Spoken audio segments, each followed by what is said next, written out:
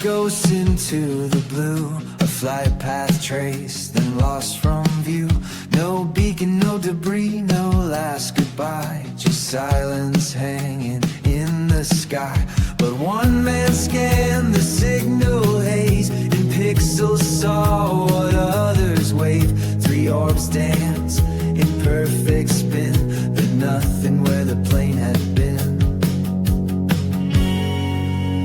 Ashton seeker in the dark, chasing echoes, chasing sparks. He found the frame they tried to hide, the vantage point where shadows glide. A bit of watchers, gravity's twist, caught in the lens of a world dismissed. You ask the questions, fear won't fight. What stole that plane into the night? They called it fate, a simple crash, but you saw patterns in the ash. Thermal trails and data ghost, coordinates the silence host. A satellite glimpse, a flash, a curve, enough to make the stillness swerve. While others scoffed, he held the line, reading secrets in design. Ashton voice beneath the storm, tracking where the laws deform. In every frame a deeper clue, a truth the world once thought it knew. A portal's breath, a vanished flight, orb sentinels in silent flight. Through ridicule, through blinding light, still you chase what hides from sight. Are we seeing what they fear? A warping edge of sky so near. Is this tech for man or more? A doorway lost in myth and lore. Ashton, soldier of the strange, mapping skies we can't explain. You bring the vanished into view, a whisper turn into a truth. With every thread you dare to pull, the silence shakes, the shadows dull. Still asking why, still burning bright. You follow the orbs into the night, and maybe one day they'll believe the sky remembers what we leave.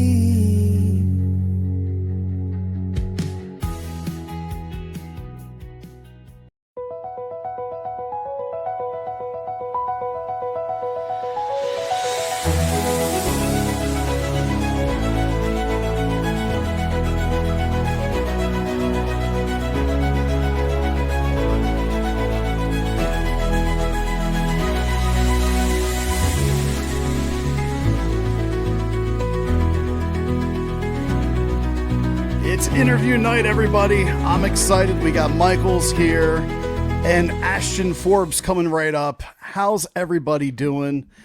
Good Thursday evening. Ashton Forbes coming to the stage in just a quick second. Michaels, how you doing this evening? Pretty good.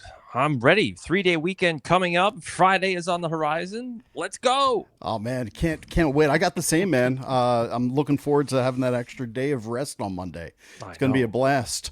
I know. Well, you know, if you're just finding the show tonight because you're seeing Ashton, you want to hear about this Malaysia flight, we're glad to have you here, American Emboldened. We're live on Rumble, live on Twitch, Facebook, Instagram, X. So wherever you're finding, you can leave your comments. You will see them pop up. So there you go. Just as you see that, leave a question, leave a comment tonight.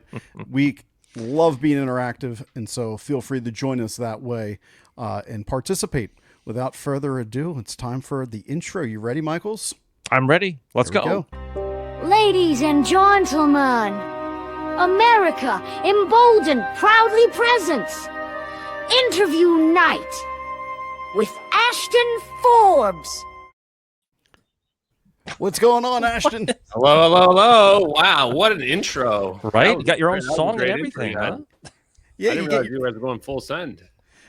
we go full send for every single guest. It's something we started doing here about 6 months ago, and watching people's faces when they hear their songs in the videos. It's always great. But I actually took your video because I thought it was educational right from the get go, and just put your song over top of it. I figured it goes really well. We got to thank Sierra Nevada Corporation for that educational video that they made about Gorgon Stair that, really just kind of explains exactly what we're seeing in one of those MH370 videos. Bravo to them and that amazing technology they did that they've been using to just illegally surveil people and commit covert operations. I presume. Allegedly. It's wild, and I don't mind talking about this because I don't even know where this family is at this point in time, but I was in Colorado back in 1999, 2000, and the person that I was staying with had a high-level government job, and they were telling me about the movie Enemy of the State, and he said, the satellites in there can, see into people's windows and see what they're doing. He said, that's real.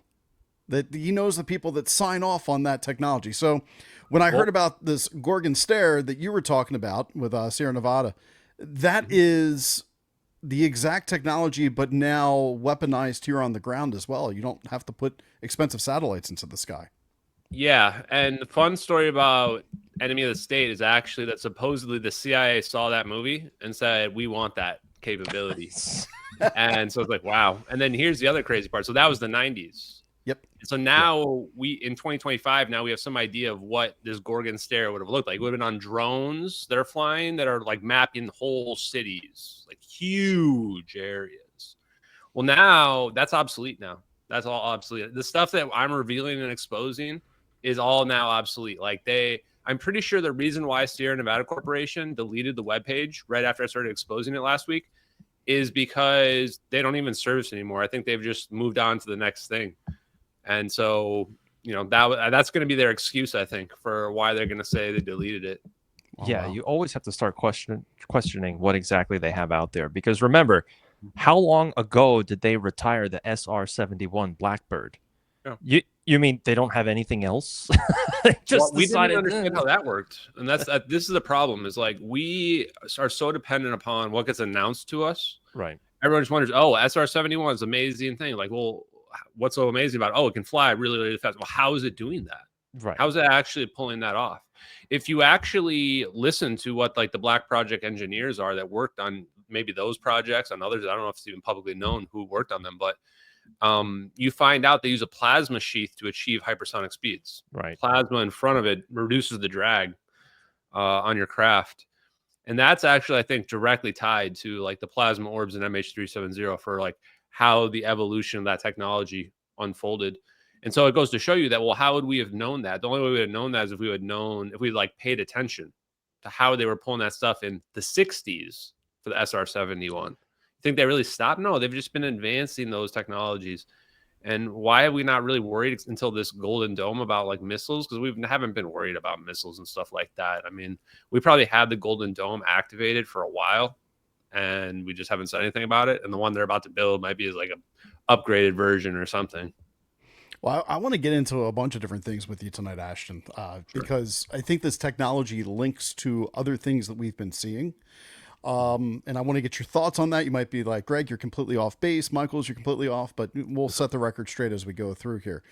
Let's start at the more beginning phase for people that are just discovering you. I know we have a bunch of people that are excited you're on the show to talk about this, but let's start at the beginning. What got you interested specifically in the Malaysia Airlines Flight 370 after the disappearance, and around what time frame did you start getting into this? I mean, it's a missing plane, so I think that everybody's interested in it. And it was the biggest story ever in 2014. That's all CNN talked about. So I was interested in it back then. But like everybody else who's either new or what have you, I didn't really have any idea of, it seemed like something was missing in the story. This narrative that had been forming recently until I came along of this suicidal pilot, that was considered one of the most fringe theories back in 2014 because that makes no sense at all. But somehow it's been built into this thing where people are now like, that's obviously what happened. There's literally no evidence whatsoever. Not only is there no evidence, it literally got ruled out by everybody. The officials ruled it out, the family members, everybody ruled it out. Well, the beacon continues to go off, what, every hour till like 8 o'clock that day? So if it was a suicide person, this plane would have went down and the beacon would have been lost, right? It would have gone down right away, and we would have Right. the ELTs go off. So for me, I always knew the United States government knew more about what happened to the plane because I know our surveillance capabilities were really good. I mean, I didn't know exactly how good, but I knew they were good. So there's no way Boeing 777 is just falling off the face of the earth without the United States military knowing about it. Just no way. And people are like, are they really tracking every airplane? Yes, they're tracking every airplane. If that's like a mind blowing to you, like get ready to get your mind blown beyond belief right now, because that's like nothing. Tracking every airplane. They've got AI now that can track every single human probably on planet and like build a side profile for you. So when I saw the videos reemerge, which by the way, they're real. When I saw them reemerge, of course, at the beginning, I didn't know they were real. I just thought, wow, this is crazy. Like these videos show a plane disappearing. And I saw the video, one of those videos in 2014, never paid much attention to it. 2023 rolls around and Reddit's like going crazy over it. And I'm watching the whole time, you know, like amplifying the evidence that I thought was really important. And once that evidence reached a certain critical threshold, I was like, okay, I'm going to get, you know, personally involved in this. I did not expect it to reach the point where it is now, where I'm like the guy about MH370 and the videos. And Right. people are like, you know, tagging me in Joe Rogan's, like, you know, interviews to have me on. So it's crazy. But I assumed it would play out a lot differently. I just figured I'd be a voice in this community, getting stuff out there. But there's several pieces of evidence that are just way too powerful to just hand wave away and just go, that can't be real, no matter what you're seeing in the videos. And that's why I chose to kind of roll the dice on it, so to speak, because reality is, yeah, I've thrown my credibility at this. You know, somebody was making a post earlier today that like Ashton Forbes and people that believe the videos are real should lose all credibility when the videos are proven fake for promoting hoaxes, and you can't trust people like this. And, you know, I say you're right. I take that. I will sign that arrangement. And you know what? That is a two-way road. So if you were attacking me saying that those videos were super fake and how I'm scamming people, then your credibility is shot forever after the videos are done. Nobody can trust you ever again. Right? That's how confident I am. Okay. So you want to think I'm hoaxing or scamming people or whatever? Come at me, bro. Just don't miss. I mean, you're on the right show right now with Michaels and I for talking about theories and figuring out what's going on with the critical eye. So we're not going to say that to you. What I would say to you is this. What is it about the video when you first saw it that you felt this is not fake? What was it? Because I can understand it through the Gorgon stare now, but I'm not sure I had that same level of confidence in 2023. So where was your confidence? That's why the Gorgon stare thing is so big, because I recognized it was Gorgon stare before I knew it was Gorgon stare, so to speak. How did you go about doing that? Yeah. And what I mean by that is when you look at that whammy, which is wide area motion imagery, it's not even technically video. Technically, it can't be called video because it's low frame rate. It's 6 frames per second. So you see this glitchy boop, boop, boop, boop, boop, boop. And I just thought that was weird. Why are we looking at this low frame rate thing? No context whatsoever. And then debunkers were trying to find any hole in the videos. And actually, we owe them a lot because they found a lot of details that proved the videos were real. And this was one of them, was that they were trying to claim that the mouse is at a different frame rate. And that proved somehow, question mark how, that the video was fake. Turned out that proved the video was real. That mouse cursor going over the screen was at a different frame rate than the background. That meant we were looking at software that had like an overlay built in at a different frame rate. And the coordinates are updating at a different rate than the background is. So I saw that. And not only did I see that and go, holy crap, that means this is not somebody didn't just, it's not a 2-dimensional picture that somebody put up there. This is like literally software that we're looking at that put it together. And the way the screen moved as well, and the mouse cursor went off the screen, like off the top right, like off here, and then down here it went off. We could tell that there must be some much bigger field of view in the background. This was before I even knew about whammy.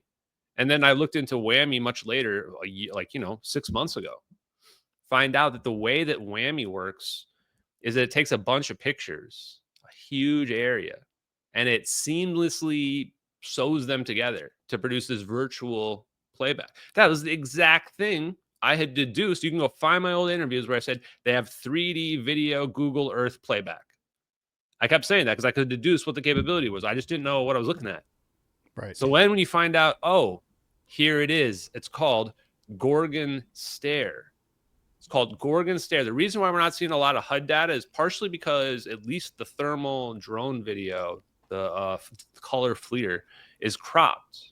But the other one, this is a covert operation. It intentionally doesn't have identifying information on it. Just in case it were to leak, they'd probably minimize how much info is on there. So all you see is NROL22 and some coordinates. NROL22 is not the satellite that's taking the video. The satellite's not taking that video. It's the relay satellite. They call it SDS. They have relay satellites because these drones don't have line of sight to the ground-based computers, so they have to relay through satellites. So those Gorgon Stare pods are hooked up to that satellite that's beaming it to the ground-based system where they're watching that. Military people like generals are watching that in real time as the covert operation plays out. And that's what the video shows by being the different frame rate, and has an update rate of 1 hertz as well, at least in one of the videos. And that update rate is consistent with the military's like standard whatever code update rate for that as well. So I mean, that's just absolute proof. I basically didn't care about any other evidence after that. So going from first being interested, that evidence being the thing that got me excited, got me to promoting and advocating for it, to now being validated and realizing that, yes, the deductions I had made 2 years ago were accurate. It is whammy, something called whammy. It is Gorgon Stare with Argus IS or Argus IR. And that is why we're able to see this footage that looks like daytime, but it's nighttime. It looks weird, almost like the clouds don't really look like they're moving very much because it's a bunch of pictures stitched together. They have parallax correction in it because they need it to be looking stationary so that someone can rewind back forward and not have it look super bizarre, have it look like one big mosaic. And for people that don't know what whammy is, it's wide area motion imagery. So now you kind of understand what we are talking about with Gorgon's Stare and all the rest. So what exactly is Gorgon's Stare? But before we get there, Michaels, I want to stay on the first one. We want to get the Gorgon Stare. Okay, so for the skeptics that might be tuning into the show, I've seen where there's aviation experts that say there's inconsistencies. I'm curious in the community, have you found anybody, I'm sure you have, but I want you to actually talk about this a bit, who has forensically, from your side, the people that you've spoken to, who's the qualified independent analyst that you would offer back towards the people that have come up? Have you come across somebody that has found any verifications? Who is the qualified independent analyst who's done any forensic analysis on the videos, in your opinion? So in my opinion, if you have people in the aviation industry that are looking at the travel, seeing what I guess my point is, my point is I don't think anybody has at all. Okay. From any standpoint, I don't think anybody's really even looked at the videos for the most part. So if you were to ask me who would I go to, nobody's done forensic analysis on the videos. People have given their opinions, but forensic analysis would require actually pulling the videos up in software, looking at them, reviewing the technical aspects of them. And people like, for example, the Corridor crew, who the people link their videos all the time, they didn't do any forensic analysis. Okay. Like they, for example, just copied stuff they saw on Reddit, which, that's fine. You're allowed to do reaction content on the internet. That's what the internet's for, but that's not forensic analysis. That wouldn't hold up in any court or anything like that. I was just curious. I mean, I'm sure somebody's going to ask me like, who studied this? And I don't have an answer to that. So I wanted to see if you knew something. Well, here's the answer is they can literally just ask anyone in the Air Force that has seen Gorgon Stare. There has to be thousands of people that have seen it, because here's the killer. That system was deployed from 2011 until probably now it's just getting depreciated. That's 14 years of service members who've had access to Gorgon Stare and knows what it looks like.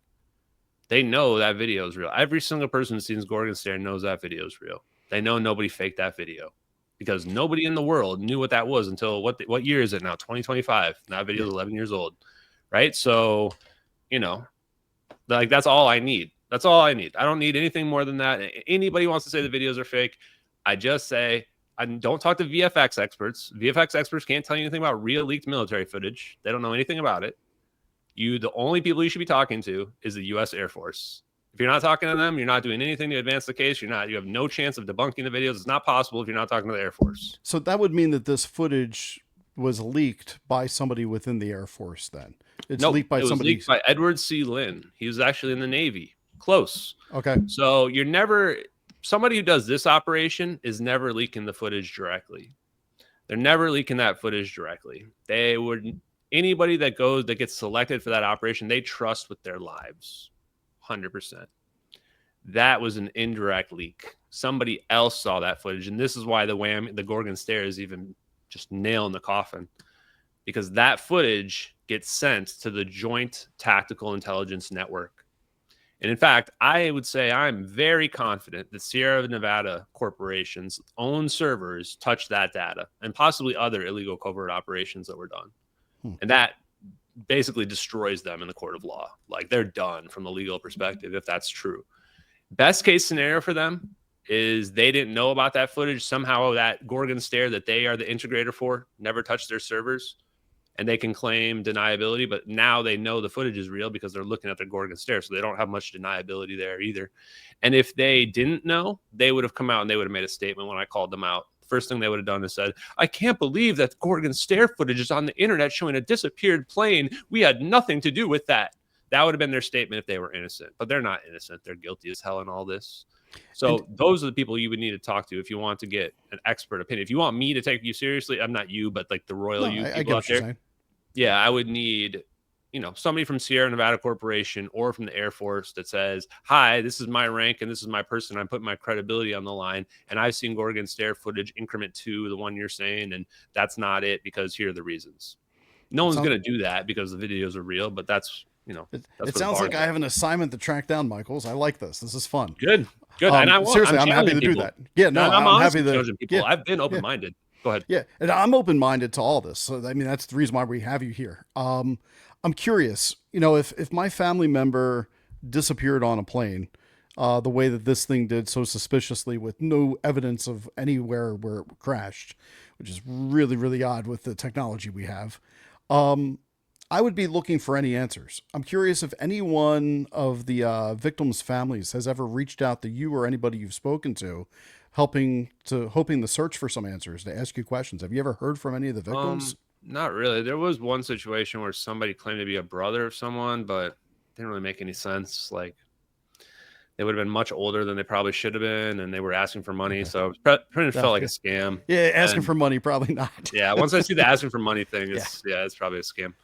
And they wouldn't identify themselves right away, which was really unusual. So no, not really. And I've only sent like maybe 1 or 2 emails or communications to people who are family members.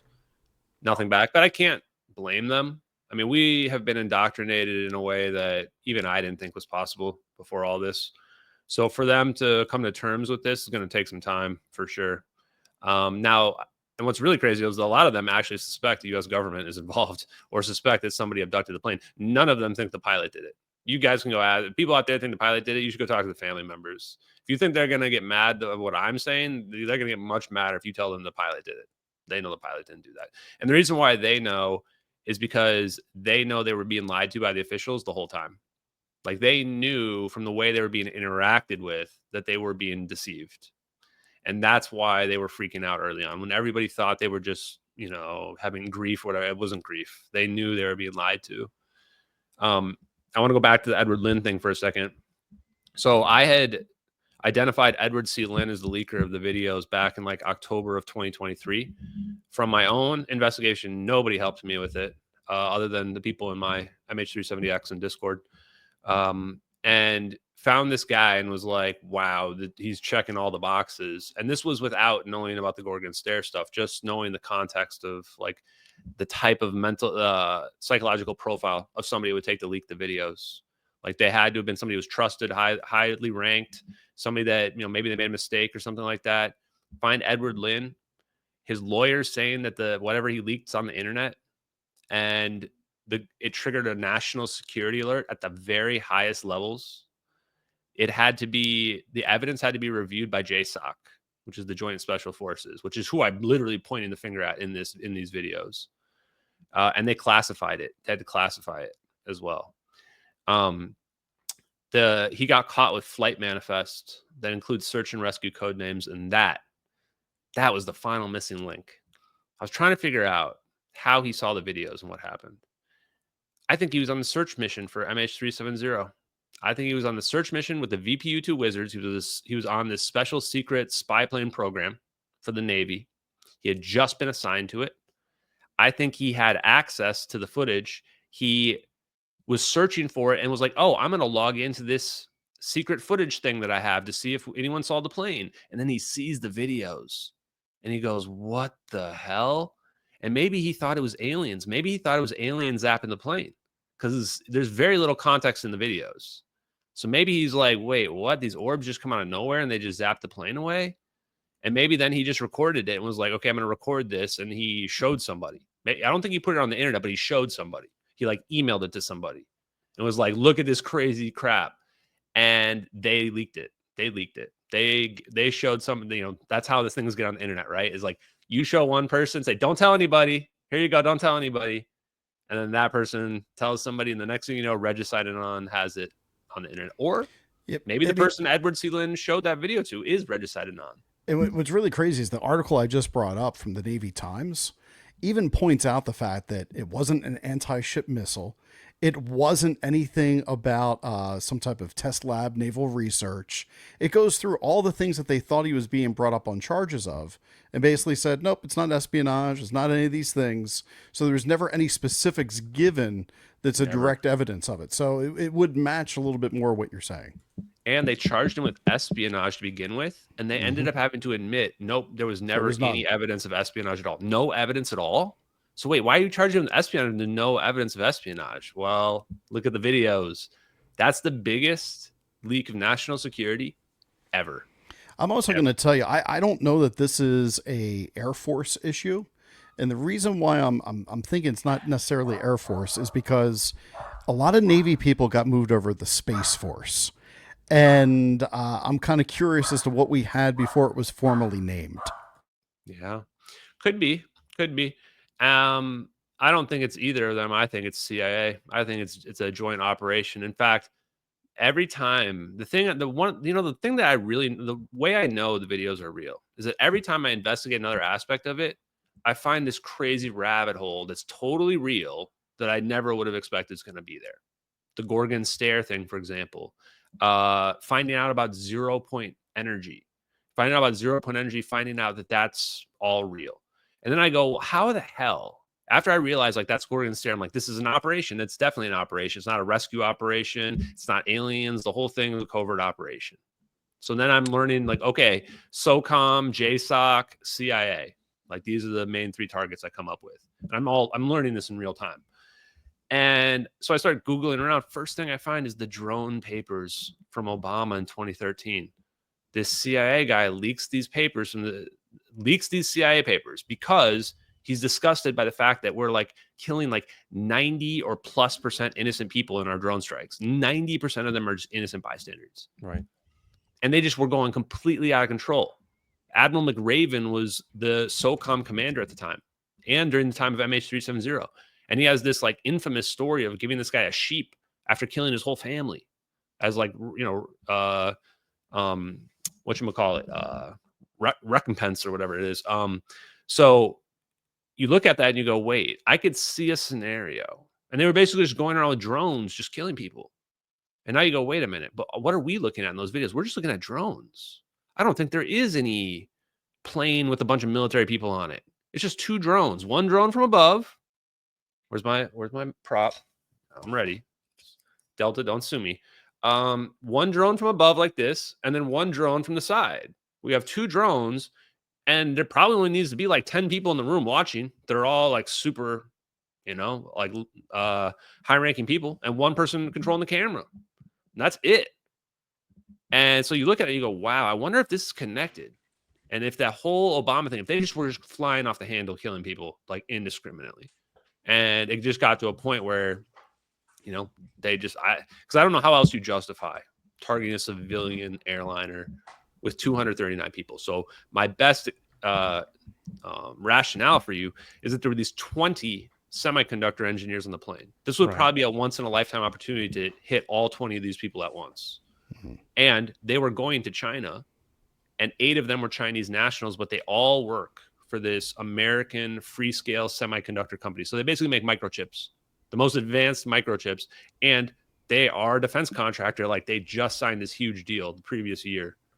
And they were working on a bunch of advanced microchips. There's a lot of different patents we found that would have been definitely put them high on the priority list if that's true. So I think they have to be related to it. But even then, it's like, okay, 20 people for 219 bystanders. Well, I guess in the Obama era, that's within the margins of error. So I don't know, maybe that's the reason. And maybe it's also like a show of force. Like, maybe the CIA plotted this whole thing out. We're going to have this fire be on the plane so that we turn the plane around away from China. And it comes back, and then we communicate with the plane and say, hey, come to this rendezvous point. We're going to save you. You'll land in the water, and we'll just like fish you out of the water. Yeah. We're at the rendezvous point, everybody. Hey, I don't see anybody. We're about to land, everybody. Where is everybody? Zap. You just get zapped away, and now you're just poof. You just come out somewhere and you're just, where are we? It turns out you're in the Maldives. And then the next thing you know, you're landing at Diego Garcia military base, and then you never get seen again. That's kind of how I imagine it played out, but because everybody demands I tell them what I think happened to the plane, where it went. But reality is I don't know. And when I say I don't care where the plane went, it's not that I don't care what happened to the people. Absolutely, I care. I wouldn't be doing this if I didn't care. When I say I don't care where the plane went, it's just not circumstantial. We have enough evidence to prove that these people are guilty and what they did, and that obviously, in my opinion, they killed the people because those people are legally dead. So there you go. Yeah, I mean, it kind of is irrelevant where the plane ended up, because the situation remains the same. So I think what we should do right now is take a look at the video that you have posted, and then maybe you can kind of narrate it through, right? What are we actually seeing here? Yeah, so this is I call this the drone video, but now that I know they're both drone videos, I probably have to come up with better names. So if you want to make that full screen, that would probably help. Yeah, so this is guess not. Nah, yeah, I don't think. Okay, this is the thermal color. This is the color FLIR is what we're looking at here. Right. And we're watching somebody manually tracking the plane. You can see this jiggle. This is because this is somebody manually tracking a plane that's zoomed in. When it's got zoom, you can see the more and more jiggle.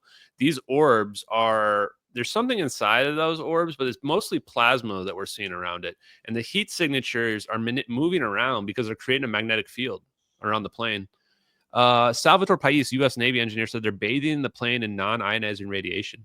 The operator can still see the plane there for a second. So we know it's cropped because they zoomed in while the plane was out of view. And we can really see the orbs spinning around the plane. And then they converge at the last second there. And they actually, like, for a second, right before they converge, it seems like they change modes would be the best way to describe it. They change modes right before they converge. You can leave it up. And then all of a sudden they converge. And when they converge, it's like they trigger something. So the answer is these are like a double layer plasma, positive and minus charge separated. You'd say, well, how much positive and minus charge? And that's the key. They figured out a way with plasma that they can make it dense. Dense meaning a lot of charge, a lot of positive and a lot of minus charge, and it's not coming together. Like with a battery, when you use up the battery, all the charge has run out of your battery. This is the same concept as a capacitor. Somehow, and the way is using magnetic fields, clever use of electromagnetic fields, they're able to have this powerful charge separation on these orbs. And what this does, this double layer creates a situation where they can use magnet inversion. Magnet inversion will cause the magnets to come together, but they stop at a certain distance. They don't fully come together. Right. They stop. And that's what you're seeing with the orbs. All 3 orbs must be identical. They must all be identical. And I think they're entangling the plane when they're spinning around it. They're entangling this plane to the location, the destination location, which I think is another orb. Probably an orb 3 times the size of one of these orbs, if I were to guess. And look at the heat signature on that. Look at the heat signature right here on the orbs. I was going to say that. You could see think anybody black faked lines. That? You got to be out of your mind. I don't know how people think somebody faked all that. Ain't no way, because that's right there. When you see it disappear, it doesn't explode. There's no white hot explosion here. Look at this in super slow-mo. They get to a certain point, and it's like all of a sudden magnetic reconnection occurs, and it's like an inverted explosion, a cold explosion. It's an endothermic event. It's something being absorbed from that location and appearing somewhere else, because energy can't be created or destroyed, so it has to go somewhere. Right. And why we see it as black is we're seeing either, I think it's X-rays, could also be some other different wavelengths, including ultraviolet, but that's why it's black, is that you can't see ultraviolet or X-rays in a thermal camera. They show up as black. So that's why it's showing up as black there. So this is like it can be described as a low energy phase transition. You can see did you see this tail of the plane sticking out of that? You can see the tail of the plane sticking out of the first frame. Go back one frame right there. You see the tail of the plane sticking out? Yeah, right there. Wow. And the wing right below it. Yeah, it gets pulled back for this. Actually, this is the reflection of the plane. You're looking at the reflection of the plane. If you look at waves and you see like there's this one thing on YouTube where they take these waves in a wave pool and they create this huge stalk with it. When they all like meet and join and all the waves overlap, they can create a huge burst into the air, and it creates a reflection. And that's what you're seeing here as well, is that they've amplified the waves to this huge degree where it creates this phase change effect. And then actually, yeah, go to the next one. You can see it shrink right there. So this, you can see in 3 frames, it open and close, and then it's just gone. And then in the other video, you actually see a flash of light emit. And people wonder, why is there a flash of light if you see this black event here? Because it's X-rays, it's X-ray photons being released by it. So that proves the camera we're looking at, it's not just optical. The camera we're looking at there is they're infrared cameras. They're, military grade cameras. There's no way in hell anybody had the knowledge to fake those videos, because once you get into the physics side of it, I mean, I don't even know. You can probably count on like 2 hands how many people have enough knowledge to fake something like that with the physics background. So they basically, if I understand this correctly, they've created, I guess, a frequency that is in tune with a destination, right? How do they entangle it? It's still a little bit of a mystery. But so what we can say is they can use quantum entanglement as a resource. They can generate it, right? They can generate quantum entanglement. That's what that would imply, if they knew where that was going. Now, another thing that I've kind of thought in my head is they could be using that as just like a rail gun, where they're teleporting it, but they just don't care. Like, where does it show up? We just don't care, right? They're just going to scatter to a million pieces somewhere. You could also use it like that too. But I think when you're watching, there's too much purpose happening with the orbs, whether they're spinning around the plane. To me, and if you kind of ask AI to probe on what it could be doing there, you find that it comes back to the same ideas of it must be doing some form of entanglement when it spins around the plane like that. And that's why it's almost like it's winding it up. And my analogy that I use after I learned about the 0-point energy is it's like quantum tunneling. Quantum tunneling. What they're doing is they are reducing the barrier of space-time. And you say, well, what the heck is the barrier of space-time? Well, what we don't realize is we're in a medium. We're in a medium all the time. In all the space between you and I and everybody watching, there's a medium. It's not just the air. It's the medium of space-time. The medium of space-time is made up of 0-point energy. It's not made up of light or heat. It's made up of a form of energy that's in the space-time itself, that makes up the space-time, that gives space-time distance. So if you remove that 0-point energy, you remove the distance between your objects. And that's what they're doing here. And so what's happening is that they're able to create a situation where the tunnel reduces, and that's probably when they're collapsing down onto the plane. They zap that tunnel down to nothing by creating this electromagnetic force, like an EMP, poof, that pushes all the 0-point energy away. And now that plane dips out of the space-time as we know it, and it can be anywhere.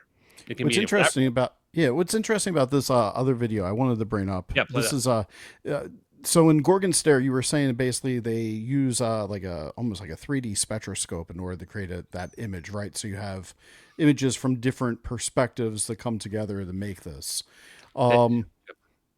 The orbs look like, to me, they're like maybe like 8 feet, 6 feet somewhere there compared to the size of the plane. That's really tough in perspective, but Yeah. if it's circling the plane. But here in this video, it almost looks like there's a third one that comes in late. It's like they're rushing to the plane, and the third one's late. Let's watch here. The one's there. They're tracking it. Tracks. Second one comes in. Second one knows right away. Look at the orientation. It's And already the in. third triangle one orientation. flies in, comes past, and then comes in. I wish I knew where they came from. If you go back for a second. Yep. The first orb, go back to the first orb. The first orb, you can tell, doesn't lock in right away. The first spin doesn't spin around the plane right here. Doesn't spin around the plane. Goes Then it spins backwards, around yeah. the plane. But the second orb locks in immediately right there. It's already in triangle formation, and there's not a third orb even there yet. That's a huge clue to how this works. I don't know what it means because I don't know how the system works, but if somebody knew how that system worked, they would look at that and they would go, oh, I know why it's doing that. The first one's locking into the spatial position, and the other two are, entangled to those orbs, so they know immediately the position of the plane and exactly where they're going in three-dimensional space, which to me, the only way that's possible, they're using an AI navigation system that they have probably on board. I think whatever AI system they have there is probably better than what Elon Musk is using to land his rockets at the moment. The other thing is they also start changing directions a few times, counterclockwise to clockwise, back to counterclockwise. And it's kind of hard to say because it's three angle. dimensions, right? That they're spinning around the plane. So if they flip their axis, then it's going to look like they're spinning the other direction, but they never really did. So that's why it's kind of bizarre. What's really cool is when you look at, there's one version where it's like the thermal, and then there's the or the color, and then you also see the Gorgon stare on the side, and comparing the movements. It's the movements of the orbs is perfectly in sync. It's surreal to look at because you're looking at orbs spinning around a plane, and you can tell in 3 dimensions. And look at that flash. Look at it. It reflects off the clouds. You can even see it reflect off the cloud right to the left of the plane. Yeah, right? I didn't catch that. You can clearly see that. There is no way in a million years somebody faked this. No way. That's why even when these cloud images were found on the internet. If you look at I'm going to pause this here. If you look at this back cloud here, right where I'm there, putting the mouse, like it look doesn't. At You would expect if you're using cloud. like Premiere or After Effects, you would expect this to lighten down here as well. Yeah. This is almost showing upper level, lower. Well, I can't tell which is which, but you're almost seeing levels of cloud cover there. You are seeing levels of cloud. If you can't tell those are real clouds, I mean, those are real clouds. Like, yeah, well, you can see it pass behind the cloud right here. There's nobody's making fake clouds that are that good without a lot of effort. And we have two videos from two completely different angles that are perfectly in sync, where you have 3-dimensional orbs spinning around a plane in 2 different videos from 2 different angles. That requires a 3-dimensional environment. You're not producing that two-dimensional environments and getting it perfectly in sync. It's impossible. And why is it black right there? Yeah, that's another big clue. Like there's so many clues in the videos that make them just undeniable. Why does the mouse cursor go to the top of the screen, off the screen, and then the screen turns black? Right. They closed the window. Yeah. They had a window up that they were recording, and then they closed the window, and boom, the screen goes black. But they're still recording. There's They actually didn't stop the record button. they probably did that intentionally. Go ahead. I don't know if people can see this really down here in the lower left. There's actually numbers that are present during the video that are going through a time code. It's really difficult to see. Like, they're coordinates. They're satellite coordinates. Okay.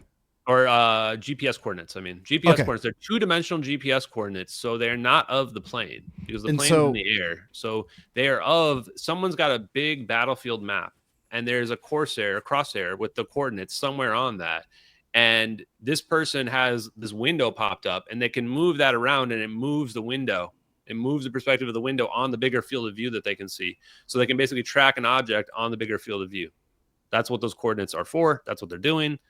This is a real video. That's how it works.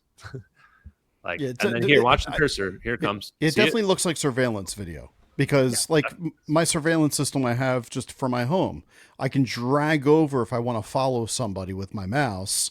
And if I want to screen record that, I can also be off screen and different. So I can definitely see, I'm understanding this a little bit better now as far as what you were taught about as and this how is part it of the was problem. recorded. Is like if we didn't have without the context for that stuff, of course you can't understand it to be real. You can't understand what the orbs are until you understand the context of like the Air Force research labs and the papers and stuff that they were writing in their early 2000s. You can't understand the surveillance and how that's real surveillance or what the things. Why don't the clouds move? Well, the clouds are moving. You can definitely see the clouds move. They just move a very, very little bit because we're only looking at a few seconds and we're looking at this whammy footage that's built to correct for the parallax. So it's impossible for people to understand something is real unless they understand like how it can be. And this goes to show how they've been able to suppress it. So then what's their move if they want to suppress stuff? Just never reveal, what do they call it? Methods and sensors and methods or whatever they call it, methods. And that's why they never show anything. Right. Because if they don't ever show anything, it becomes a lot easier to lie. But once stuff like this leaks, it becomes a lot harder. So that's why go ahead. Yeah, we're seeing in like To the Stars Academy going back to like 2020 during the pandemic. Tom DeLonge had been saying, you know, the guy from Blink-182, of all the people to give us disclosure, it was him. But he had this footage showing orbs that were being tracked by military aircraft in the sky that were outperforming our own military planes. Do you believe that these orbs are the same thing that we're increasingly seeing in the disclosure movement? Or do you think these are two separate things? Question. They're the same things. They're military orbs. I mean, I can't tell if they got it from aliens or if it just comes from the Nazis or, you know, Tesla or whatever. I don't really care about that either. Right. It's not that I'm not interested. Just, again, it doesn't really matter where eventually it came from, but it is definitely us. And that's what's so big about those videos. The videos show it's a covert operation. The whole thing is a covert operation. We're conducting an illegal operation targeting a civilian airliner, which is, I don't know, war crime, Geneva Convention. I don't know what it is, something bad. And we're also hiding this technology that is what everybody's saying is the UFO stuff that's out there.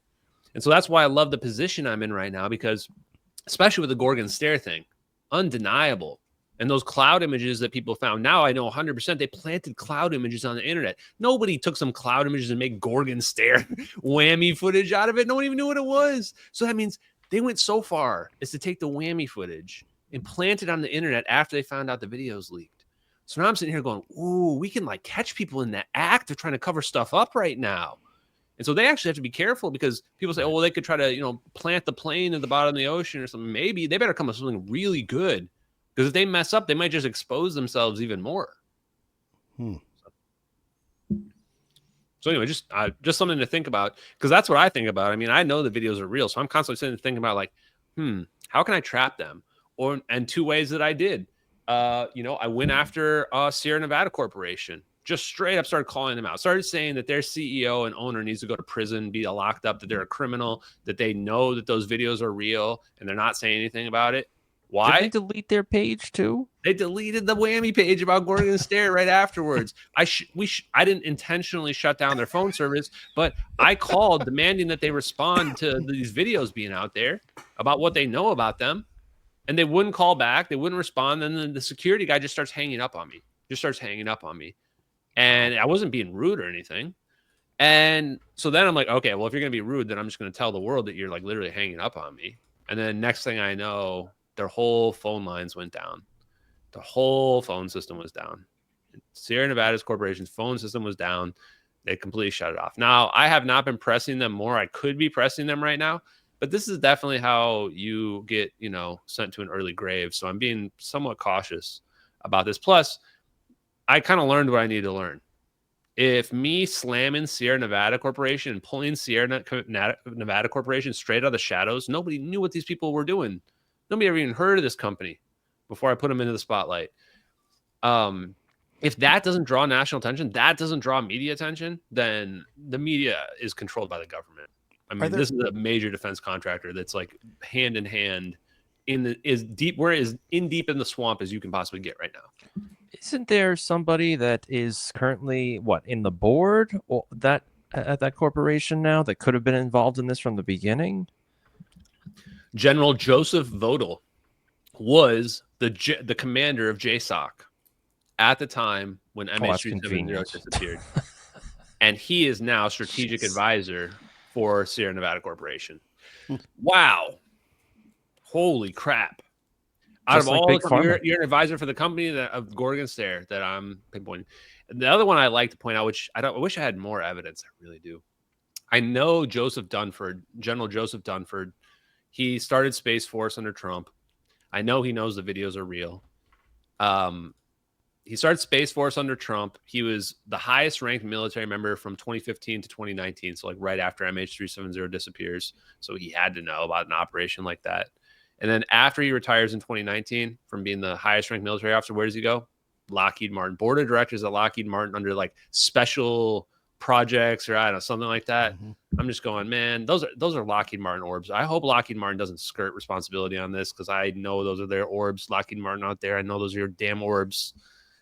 And anyway, I'm kind of joking, but at the same time, the reason why I'm confident in that is that I don't think that they're able to put those orbs on the books for the government. Right. So I think they put them in the defense contractors. And what I've learned about how this tech all works is like individual engineers may build certain components and then it all gets sent to a certain place and it kind of gets put together. So people may know their technology is on display, but they don't even know like how it's getting kind of used when they sell it or license it to these defense contractors.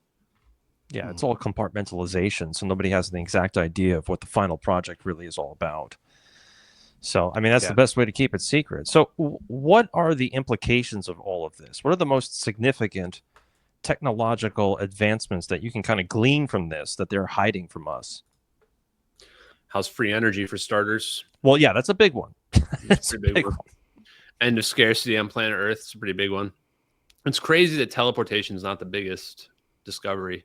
You'd think teleportation would be as big as it can possibly be from a video like that. Well, wait a minute. Just somehow keeps getting bigger, you know? Like wasn't it just a couple 3 weeks ago? Yes. 3 weeks ago in the White House that Trump had one of his people tell us to our faces that we can time travel. Am I making that up, Michaels? No, you're not. He bend time and space. We can bend time and space now, which would exactly go with the video, Ashton, bending time and space with the plane. And we were just told this exists. Trump has said multiple times that we have weapons nobody knows how they work or what they are. Like, what do you guys think he's talking about there? I mean, I seriously have to wonder. Some people out there are still skeptical. And this is why I was telling people like a year ago, I was like, guys, when something's real like this, I don't even really have to work that hard because everything that comes out is going to corroborate those videos being real, including the science that starts to come out. It's going to corroborate that's real. Like we're looking at scientific discoveries there that the public doesn't know about yet. That's going to come out. And then, yes, like stuff that comes out related to government, this stuff's all going to corroborate. And so that's why everybody starts looking at me again, because I'm like, well, how can I prove this? Those videos are so far beyond what people can accept that you almost have to like put yourself in a position of, okay, here, you don't believe me, then I'm just going to be psychic. I'm going to predict the lottery, right? That's kind of almost what you have to do. Then like, okay, you won the lottery. I guess we have to listen to you now. So free energy is real, but that's not going to be the first thing they reveal. In fact, they're going to scam us on that. They're going to give us some gimped version of fusion, and they're going to say, we had this fusion breakthrough, this new technology. Everybody has to love it. It's going to be like, it'll probably won't even be as good as solar panels. They'll probably like have it come in and be like slightly less efficient than solar panels. Yeah, this is the video. Just for people that haven't heard this. Vision, to have lowered our sights and let systems and structures and bureaucracies muddle us along. But we are capable of so much more. Our technologies permit us to manipulate time and space.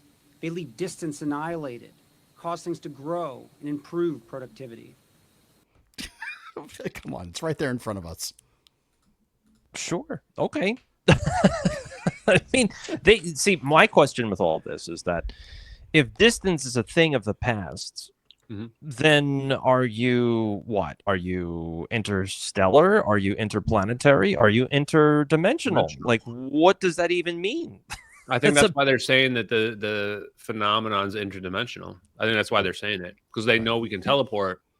And the best way to describe that while still being very confusing is to say it's interdimensional, because then everyone's thinking like, you know, bizarro dimensions and stuff like that, which is probably not what it really is. It's probably not like that, but it could be, maybe. I'm not ruling it out. Right. I mean, when you pointed out in the video after the large black, I guess, explosion, for the lack of a better term, and you could still see parts of the plane, the first thing I thought of was that it was winking out of this frequency. So it was almost as if, you know, when you first wake up, sometimes your eyes are fuzzy, or if you have a dream and or best case, you know, a ghost story where people say they can see through a ghost, right? All that nonsense. That's what popped into my head, is that they winked this thing into a different frequency, almost into a different dimension, and we were just looking at the end of it. And the question there is, well, what is a wormhole? What is a black hole? Are these things connected? And so you're already coming across probably the first or one of the major discoveries is going to come out there. I think we have enough evidence now after looking at it where we're going to find that a black hole and a wormhole are fundamentally the same type of thing. The difference being that a wormhole is going to collapse right away because space-time doesn't want to stay, let's say, out of equilibrium. So we're in this equilibrium and we're going to break it out of equilibrium and it wants to go back. Now, then what's a black hole then? A black hole is a wormhole that's so massive that even though space-time is trying to go back to equilibrium, it won't let it. It stays stuck out of equilibrium all the time. That would be a black hole then. So that would connect the idea of a wormhole to a black hole. But the other thing, that's not what bugged me the most, because then I can understand like a wormhole. And I can even understand a wormhole that's not like something that like stays open. Like what we're seeing here is like a temporary open and close immediately. The thing that bugged me was that the clouds don't get blasted away and they don't get sucked in. Like it almost looks like the plane just flies through a mirror and it's just not there on the other side. Like nothing's disturbed. That's the part that bugged me the most from the scientific perspective. How does that happen? Because if you're saying, okay, you made a bubble and then the bubble teleported, like shouldn't the air come and rush in where that bubble was? Because now that bubble should be somewhere else. So what that says is the bubble, that area of space-time is not moving. The only thing really going to the new location is the plane. Or there's some type of time dilation effect where even though that air disappears, somehow it's coming back, faster than we can even see in the blink of an eye. But I think it's the former. I think it's just that the plane is the only thing going. And it's almost like we're seeing an optical illusion. And so like true teleportation is like an optical illusion. So then to your point, it is more than just, it's not really just flying through a mirror. It's like the plane is being reverted to a beam of light and then it's transported and then it comes back out and now it's not a beam of light anymore. And there's a name for that. It's called macroscopic phase conjugation, where you can have solid matter like this cup collapse down onto a single point like a laser would, but it's called a coherent matter wave beam. Just a matter wave laser. I think that's fundamentally what they're able to do to the plane. If we were to like describe it on the, quantum mechanical level, is that somehow the plane just becomes like a wave function. Poof, it's not there anymore. Everything else is still untouched. I wish we had Joseph Farrell with us right now too. I was thinking that too. You guys know him? Oh yeah, we've had him on a couple of times. Yeah, he does the show. Oh, you need to see what the deal is. Like, I've emailed him a couple times because, like, wait, should I play this clip? Have you guys seen this? Holy shit! Have you guys not? I bet you guys have not seen this. Yeah, play whatever you got. And we on one of our shows. If you want me to get something to him, I can get you whatever you want to. Play this. Can you share? You should be able to hear it if you pull it up. All right, hold on. You got to hear this, and then you'll know. Here we go. I'm extremely skeptical, Georgianne, at this point of the conflicting stories, because what it appears to me is what's going on is that everybody is they're obfuscating the data, which is first of all a sheer classic sign of intelligence agency involvement in an event, to obscure the data to the point that no one can interpret what really went on. Other scenarios that include 20 passengers apparently working for a semiconductor computer company that they suspect may have been involved with black projects. There have been allegations that the United States used some sort of super weapon and made the plane disintegrate or disappear to send a message to Putin or to send a message to the Chinese. To disappear a plane requires an exotic technology. To disappear a plane and make it, so to speak, teleport somewhere else, again, would require just ginormous amounts of energy. But I'm entertaining that scenario. If one is looking at such a technology being used to convey a message, wow, The question is, whose technology and who is the message intended for? With all the satellite coverage of the area, they would have known immediately, the moment the transponders stopped functioning. Right.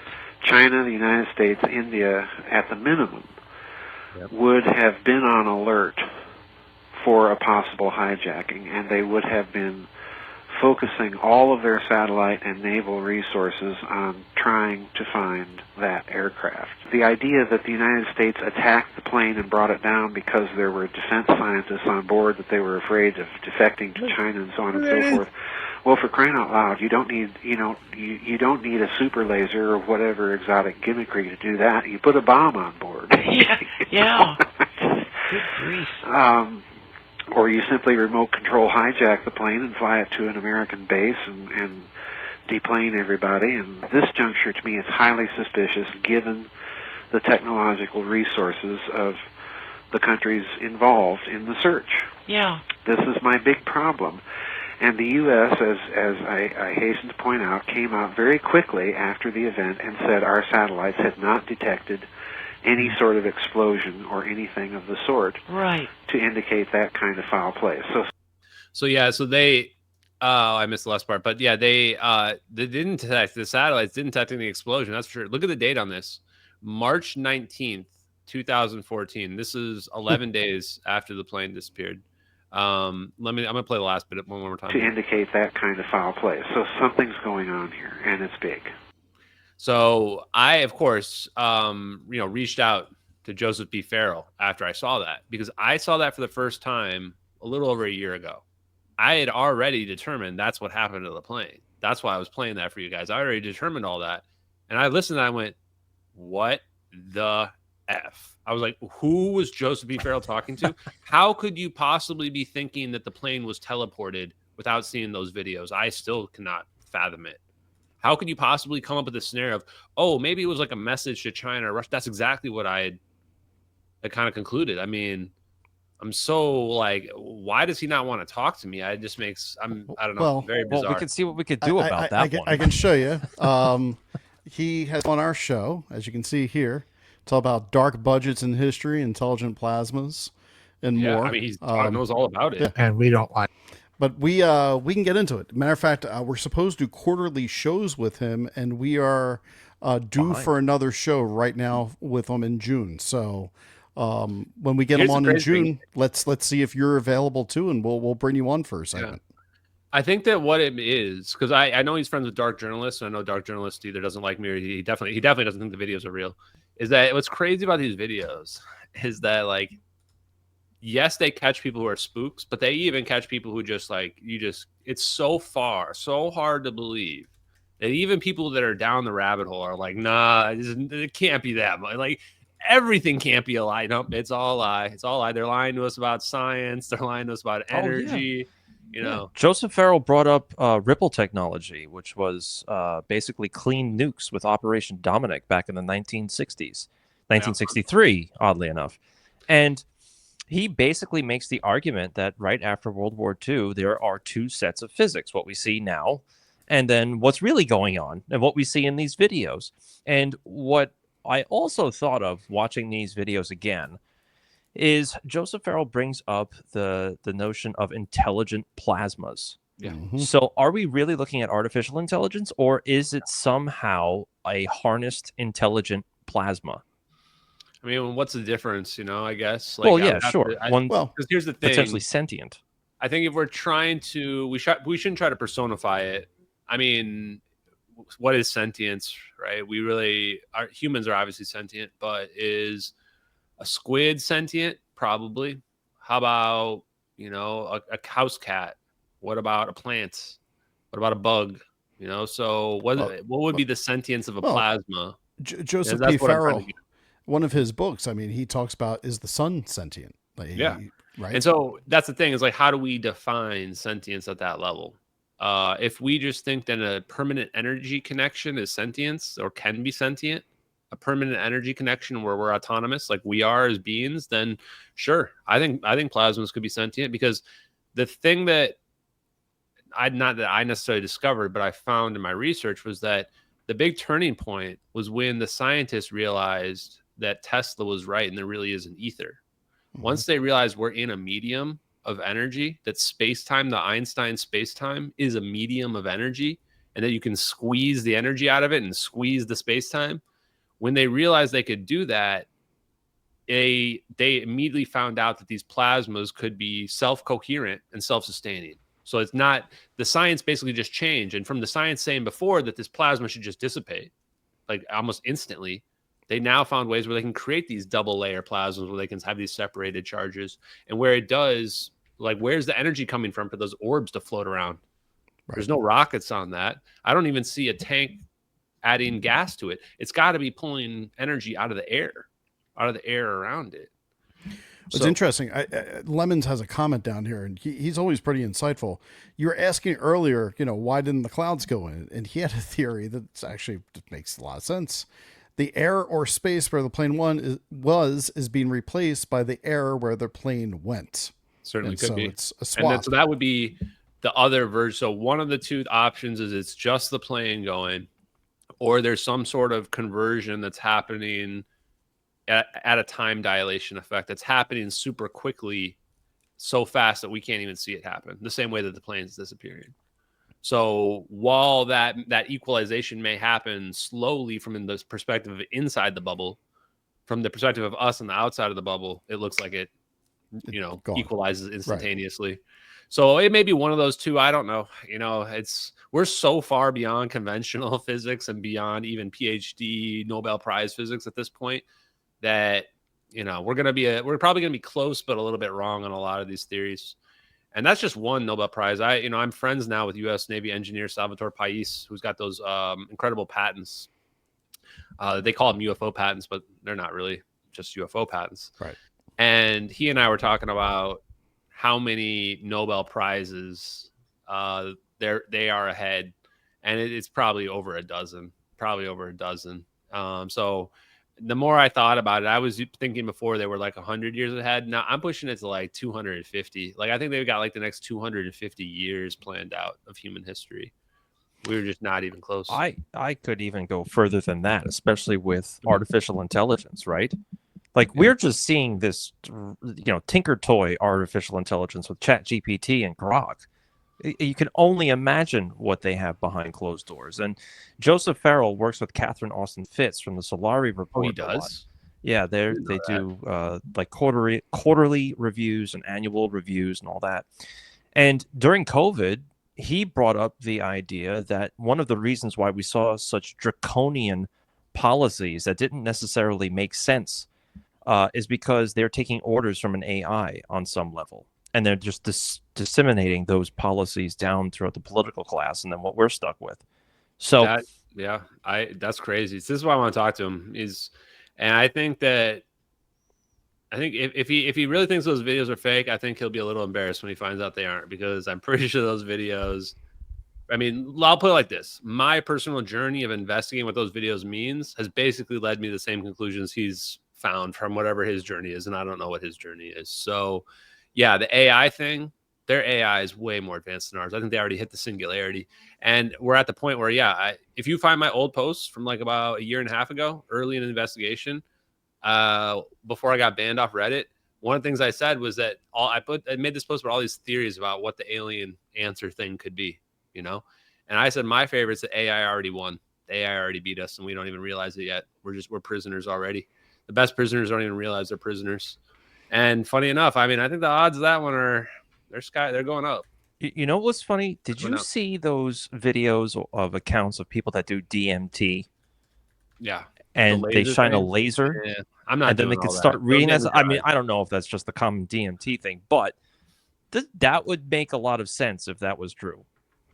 Yeah, it would make it plausible, let's say. I'm certainly not encouraging anyone to zap lasers in their eyes and do drugs, but no, we're not talking about that. You might be able to see maybe you can see waves and things like that, but you don't need to do all that for that. If you want to just see cool wave patterns, look at cymatics. Google cymatics or look at those images of sound creating waves. The big thing that people need to realize is that everything is waves. Like Einstein, I think we're going to find that Einstein was wrong about his Nobel Prize. There is no photon. It's all waves. We think of everything as waves and resonance, which is kind of counterintuitive because we see everything as these physical objects, but they're not really. Then that opens the door to like wave cancellation, constructive and destructive interference. Like, you know, your waves either canceling out or amplifying. Right.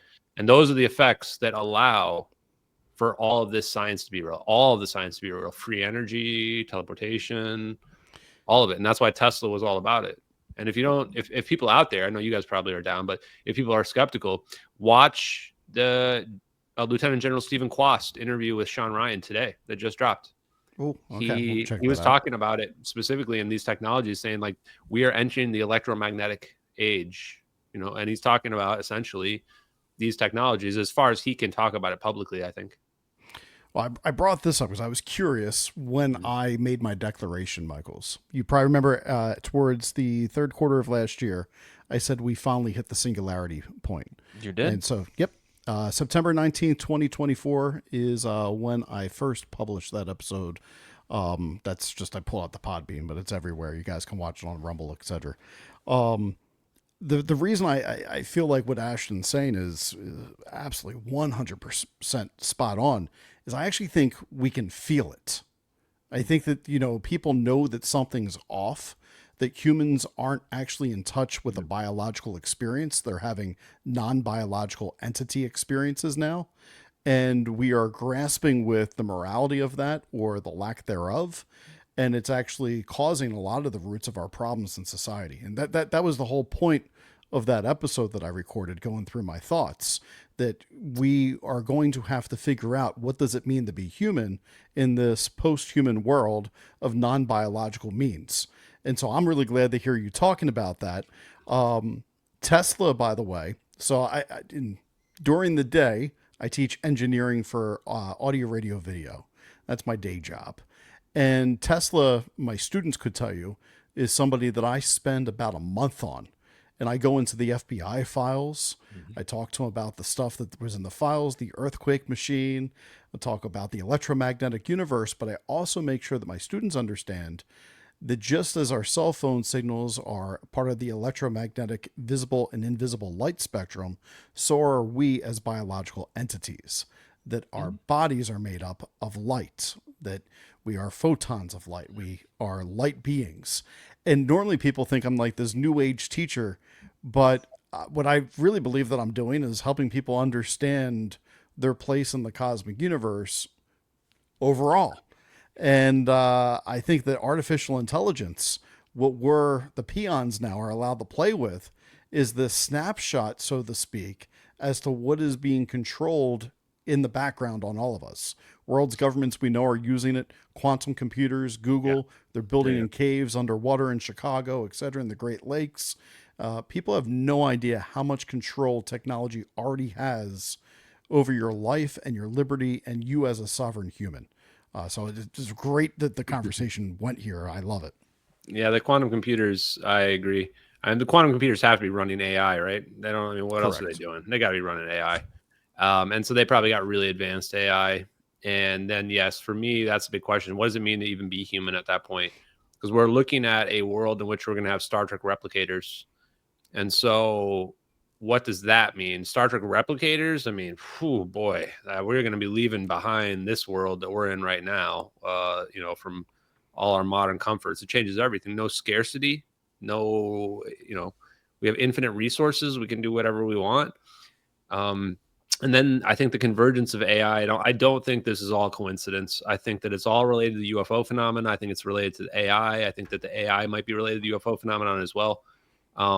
It could be that we are in a prison. It could be weirder. It could be that we just figured out AI from, you know, maybe we've been drip feeding technology for the last 80 years.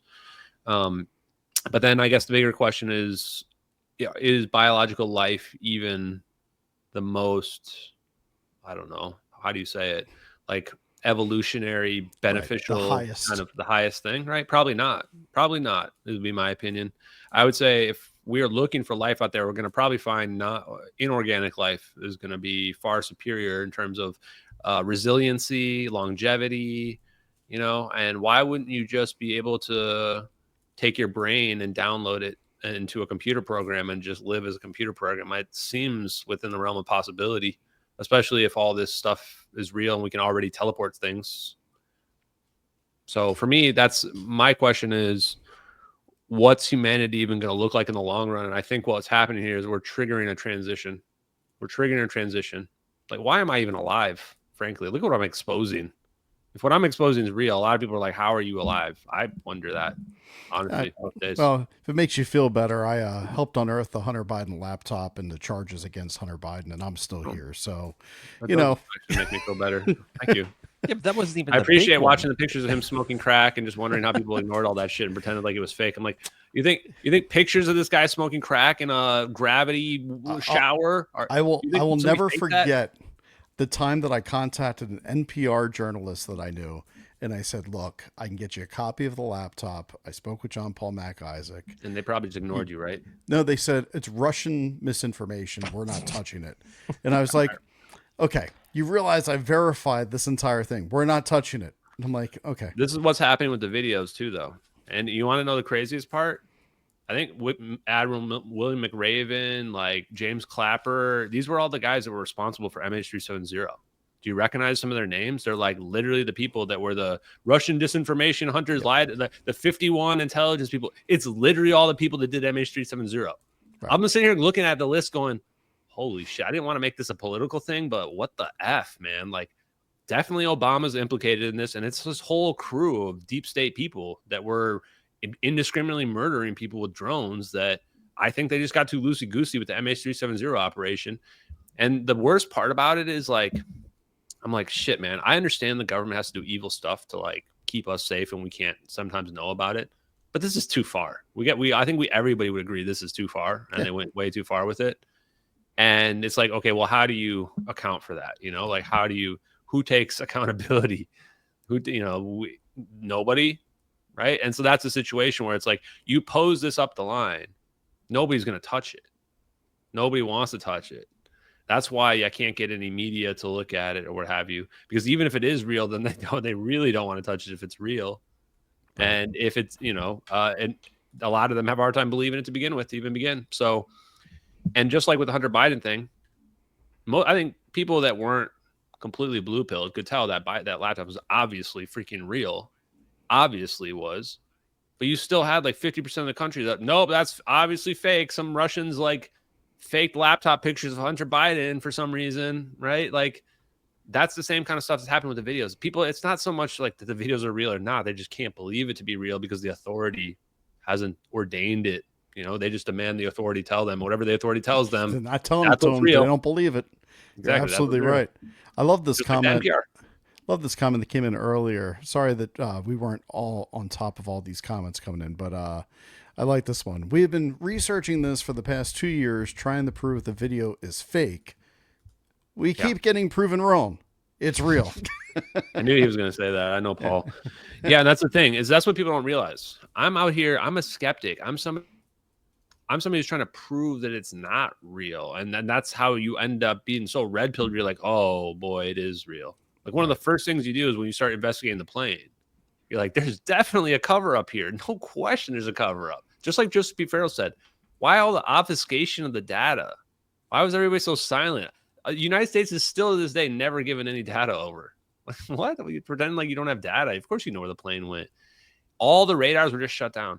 All the radars were just shut down that night, apparently. Indonesia's radar, where the plane had to have just flown past, it was down for maintenance that night. Also, turns out Jindali Operational Radar Network, Australia's critical defense over-the-horizon radar that sees for thousands of miles. Yeah, it was just down for maintenance. Just it happened to be that night, that morning. Just whenever the plane would have been there, that's when it happened to be down for maintenance. Literally, they actually put in a statement out for that, which is crazy because that system literally never goes down. It's critical defense for early warning missiles. So, of course, it would never be turned off. It's certainly not for maintenance. Crazy as NORAD malfunctioning on 9/11. I mean, what? It's the odds of that one. And if you're talking about also time travel and teleportation technology, then you can get down all kinds of rabbit holes. Like, they knew this event was going to happen, so they can jump to that location, jump to that radar, and say, oh yeah, maintenance on this night. Maybe. And no one would be the wiser. Yeah, we have to, like, pump the brakes a little bit on the time Oh, yeah, I travel know. stuff because there's several different theories on how time travel would work, and it's also probably going to be one of those things where it's not going to work like we thought in early sci-fi. It's probably not going to be where we can just go back to 1950 and live a previous life or some weird shit like that. Although it might even be weirder than that. Like Al Bielek, who is he was on the Philadelphia experiment where they and the claimed Montauk Project. I don't live too he far from claimed the he went in another Montauk life Project or something like that. So, but my opinion is that we're going to find that either we can't go back in time, and instead what we can do is we can like revert the local aging process, but you can't. You can revert the local system's entropy. So you could take a bubble and revert it, but that doesn't mean you're reverting the universe. You're just reverting that bubble. So you could maybe go back to a previous age, that's pretty cool. That's a form of time travel, but you're not going back to like 1950. If you could go to a situation where you're going back to 1950, to me that would require parallel dimensions, where now you've created a split in the time stream or however you want to think of it. And then you say, I mean, how could I ever even prove any of this stuff? We need to have like actual evidence, we'd have to have we need to know where that plane went. And that's why I think they were recording it on the other side. Why were they recording on the other side? Because they had a stopwatch. You have a stopwatch on the other side and you're going, okay, let's figure out. They just said the plane teleported. When's it going to appear on the other side? So Jojo has sent this video from Reddit and asked if you've ever seen this one I think's fake. Somebody, and it just, the thing too about these videos, there's a lot of videos that look neat. The MH370 videos are so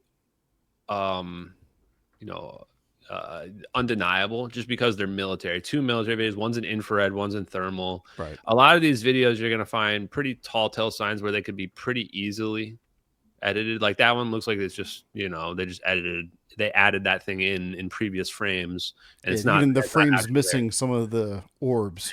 Yeah. So I don't think that that's real, but here's the thing. How can you even tell? And then when you get to a point where you've seen magical orbs teleport a plane away, you're like, okay, well, they're out there somewhere. So, maybe.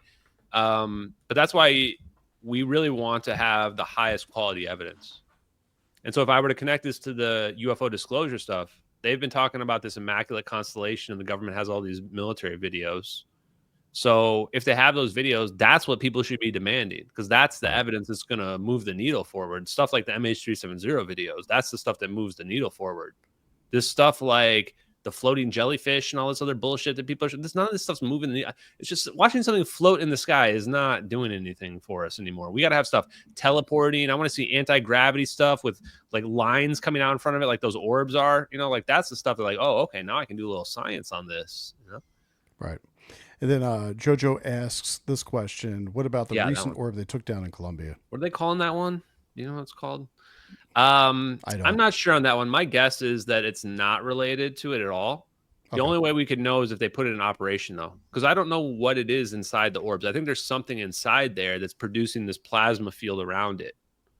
But I don't know what that would look like. My guess is not those orbs, and I'd guess they're not putting a bunch of hieroglyphics all over it either. They don't need it. They don't need that for aerodynamics support or anything like that.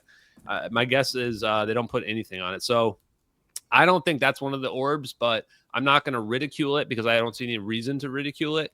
And it could, what if I'm wrong at the end of the day? What if that is one of those orbs and somehow that's what they look like? I don't know. So I'm going to ask you a weird, crazy question, but I feel like this whole night is meant for this. I had an exclusive interview in Lahaina right after the fires. Yeah. I have interviewed multiple people that lived on the island that saw interesting things during the fires. Few people watched their friends perish directly in front of them. They believe, multiple people, that there was some type of thing in the sky, kind of like this, that they saw with a light beam that was striking down. They've also contacted me, and I've put them in touch with the people that I know in DC, etc. But they believe that there are factions of our government that are doing fires intentionally with this technology. When you were looking up the Sierra Nevada Corporation with what they can do, how would their surveillance structure work with being able to also monitor sites for damage, etc.? Because I got to be honest, when I get contacted, they tell me, Greg, this is about to catch on fire. I go, how do you know? They said, we're studying the signs, and sure enough, within 24 hours, it catches on fire. And we've notified people in government, and no one seems to be doing a damn thing about it. So I'm curious what your thoughts are. Yeah, well, I mean, I guess with respect to the drone and the Gorgon stare technology, they just have to have a drone there, and then they can find pretty much anything. And they would be able to find, like, you know, if they had a drone above, like, let's say Los Angeles when all those fires were happening, they would be able to know exactly who did the fires, because they would just rewind the videotape and go back and zoom in and just be like, oh, this is when the fire started. There's the person right there starting it. So yeah, they can do stuff like that. Can they like figure out like at what stage the fire is going to begin? I don't know. I just don't know enough to say. Right. Now, I think the bigger question is this: can they fire a directed energy weapon that can start a fire somewhere? Right? Yes, that's Tesla technology again. So what are they doing with the plane? That teleporting a Boeing 777 is not the first time you break out some crazy. You don't start with teleporting civilian airliners size of the city block. That's what's startling. You're like, I just saw a Boeing 777 get teleported. It'd be different if it was like a Cessna, you know, but it's not. Right. So it started with directed energy weapons. It started with phase conjugation, taking one wave that goes this way and an opposite wave going this way, and then canceling them out. Now there's no electromagnetic wave. But is there still nothing there? No, there's something left over. There's still something left over. And taking that concept, you can begin to take this concept of phase conjugation, where you absorb energy from one location and release it somewhere else, which is teleportation, right? Absorb the energy here, release it here. Or imagine you have an emitter, right? You are building up energy over here, and I want to transmit that energy over here. You could do that as well. So directed energy weapons, no question, no doubt, you can zap, you know, over distance, a huge amount of energy. And this is what Stephen Quast was talking about with Sean Ryan today. So I'm not saying that they started those fires. I'm actually not very much a big conspiracy theorist in general, although that's obviously changing now that I know what they're really capable of. So let's say I wasn't a conspiracy theorist, but now I'm looking at every single thing that ever happens going, does the CIA's fingerprints on this? It's fair. That's absolutely fair. Michaels, what are you thinking? We may not even know who the person is or the agency involved, because how many agencies do we not know about? Right. The ones that aren't listed. Right. That you need a clearance to even know of, never mind what they do. So, I mean, the jury is out. I mean, I can sooner believe it was, you know, the Navy, Air Force, Space Force, some other kind of group. I mean, remember a long time ago, this was years ago, that there was a document that was released of what they call them? Off-planet personnel. Right. Well, what was that about? Where's that? So yeah, and I mean, the reason why I thought actually that the Navy was the one responsible, I was pointing the finger at the Navy, and I was actually pointing the finger at my friend Salvatore Pais, because I was, one of the first revelations was, oh crap, his patents add up to plasma orbs that can float around. And I was like, oh, this explains it. Edward Lynn was in the Navy. Salvatore Pais is in the Navy. They've got these patents that are, you know, technically not going anywhere. That's the story that made sense. Now I realize how I was totally wrong about it. This is not the Navy. No, this is all CIA special operations that's doing that. The Navy can't target civilian airliners. No, not at all. Only the CIA is doing that. And the technology being used there is controlled by the CIA and probably Lockheed Martin. The reason why Sal's patents didn't go anywhere was because they squashed them. They didn't want them to go anywhere because they've already had it cracked for a while. He was getting in the way. He was leaking out information to people. He was waking people up. They didn't want that. So they squashed his patent. They squashed him getting a team together that he was trying to do for his high energy electromagnetic field generator. So absolutely, it was CIA and it was special forces is involved. And now I'm starting to learn how that relationship works. And you start to immediately see this incestuous relationship between that community, right, the intel community, if you want to call it that, the military industrial complex, and the defense contractors. and how basically they're just patting each other on the back. And this is how they've been able to hide the technology. This is what creates that breakaway civilization, because these people know, because they're deploying the technology, they're covering up these illegal operations they're doing with it. And then they're profiting off of it, because then they become invested or entangled with these defense contractors, and all the defense contractors' money is coming directly from the federal government, from those same people those were the people signing the checks before. Right? Yeah. I see here. Chaotic Good says Lockheed Martin has a compound joint military base. Yeah. So Lockheed actually has multiples of military base, well, multiples of things around military bases.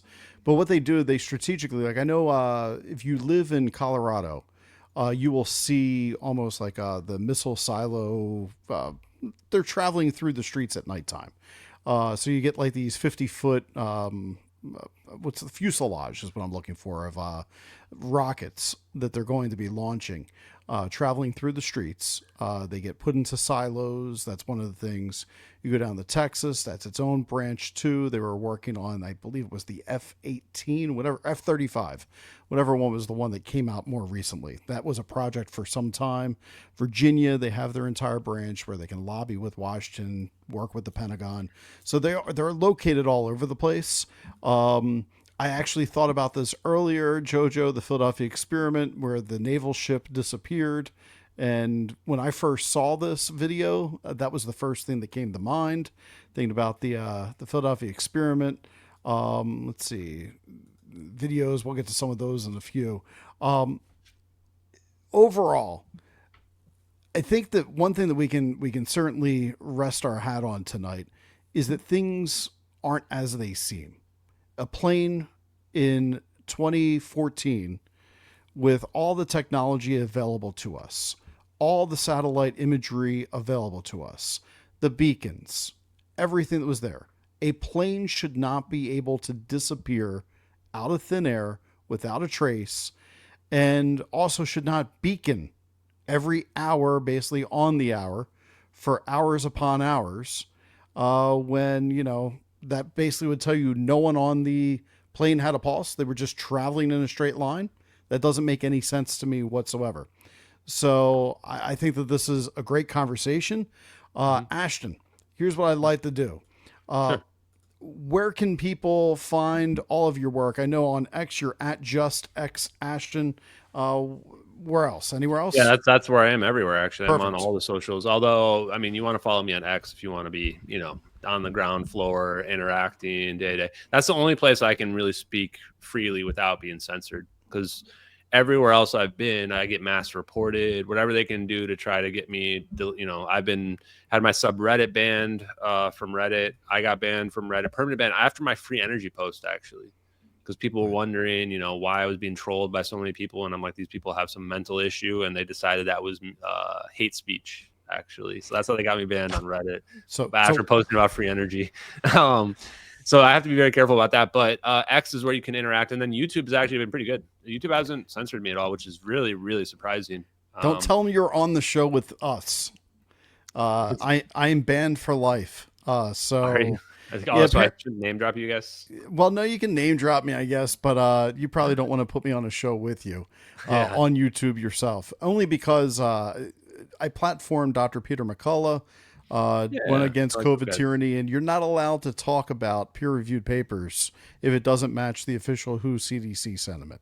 So, well, I worked in healthcare IT. I still do for 20 years. So I know very well about the dangers of medical misinformation. So that was part of the reason why early on in this, I had just never spoke about COVID and what have you. But one day I hope that when I don't do this job, I can speak a little bit more freely about what I've seen, and especially like consider I was a database architect. And so I did all the audits and stuff like that. I was a lab, IT guy when that all happened. So I was building the tests, everything. I know, like I watched how the policies got rolled out for how they were doing the testing and everything.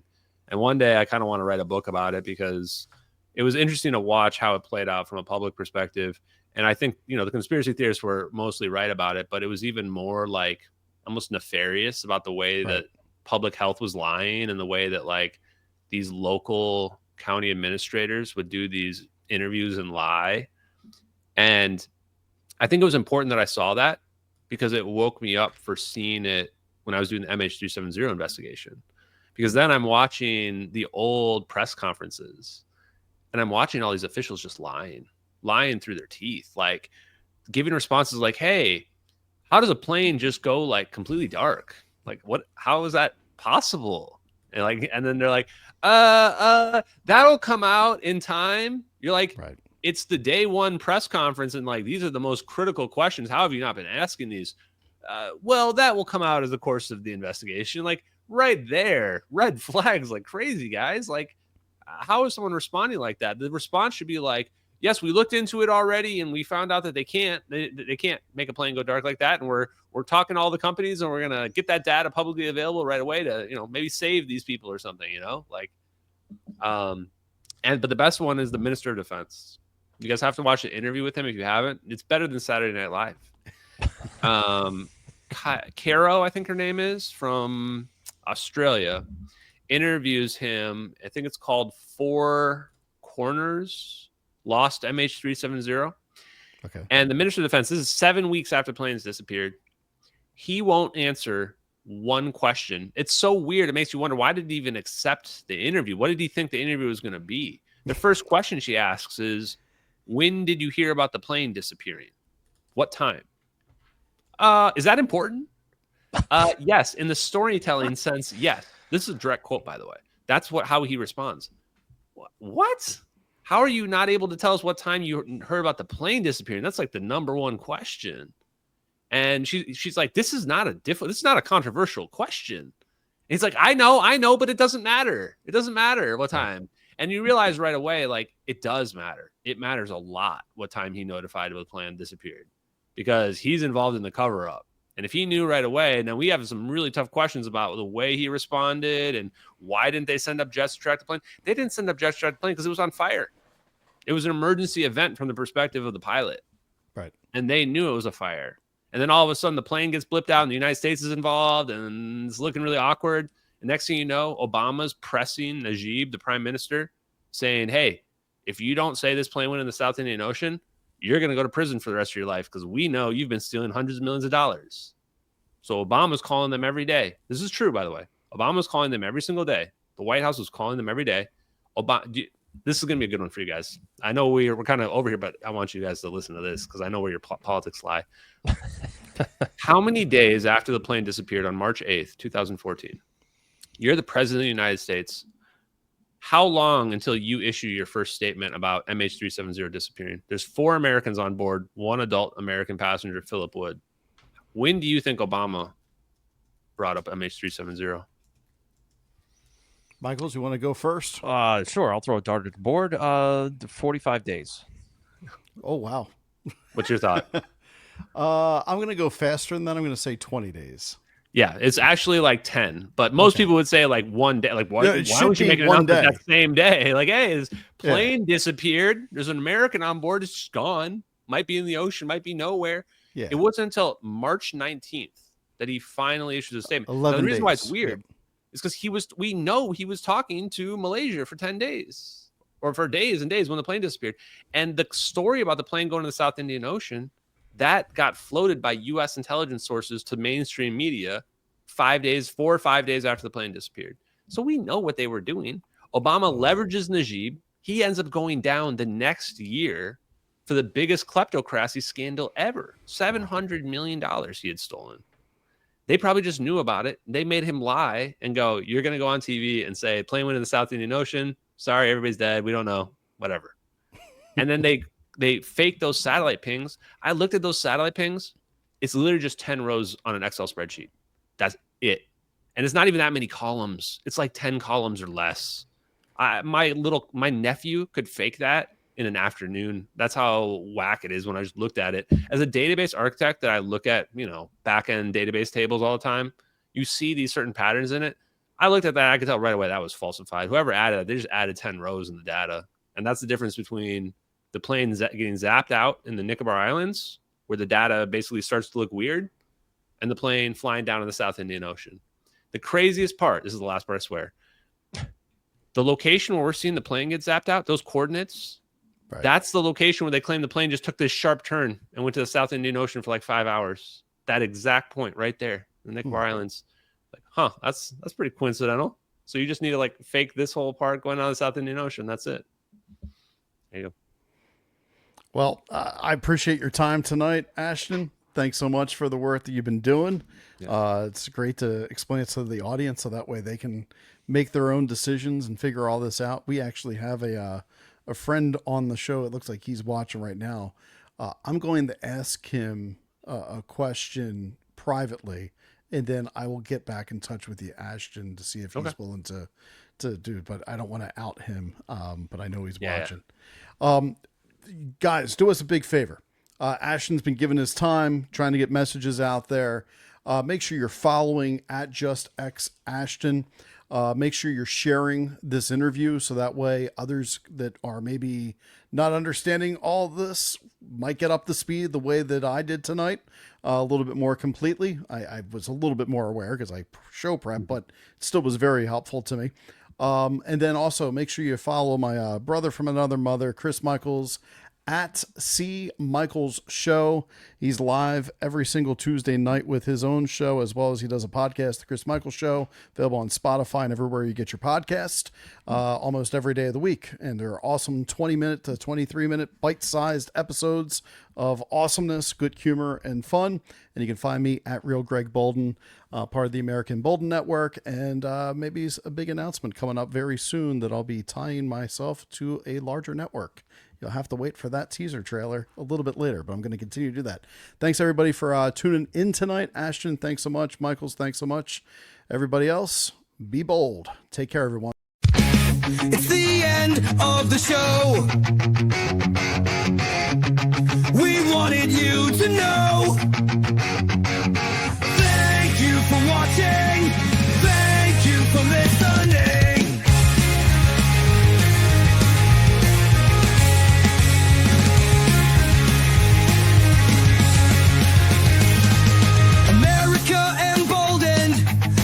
Show on earth, America emboldened, the greatest show on earth.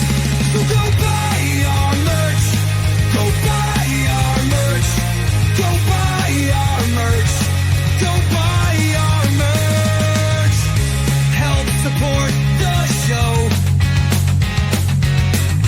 Wear us everywhere you go. Hats, shirts, hoodies too. There's a price and size made just for